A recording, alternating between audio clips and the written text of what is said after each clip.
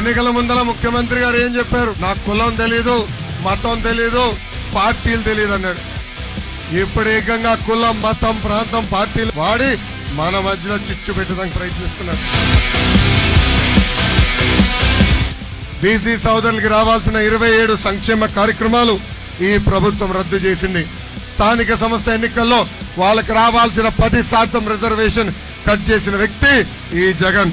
అంతెందుకు 27,000 మంది బీసీల పైన దొంగ కేసులు పెట్టి జైలు కూడా పంపించిన వ్యక్తి ఈ సైకో జగన్. బీసీ సోదరులందరూ ఆలోచించాలా. ఎన్నికల ముందల ఈ జగన్ ఏమన్నాడు?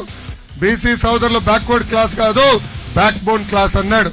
ఈ రోజు ఏకంగా బీసీ సోదరుల వెన్నుముక్క ఎరగొట్టిన వ్యక్తి ఈ జగన్. అందుకే ఈ సభా వేదిక బీసీ సోదరులందరికీ నేను పిలిపిస్తున్నా, జై హో బీసీ, జై హో బీసీ. లారీ డ్రైవర్లకి, ఓనర్లకి నేను హామీ ఇస్తున్నా, 2 నెలల్లో ఓపిక పట్టండి.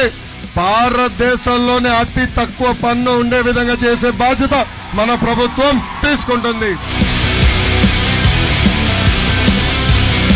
మూతపడిన జూట్ మిల్ మరీ తెలిపించే బాధ్యత మేము తీసుకుంటాం.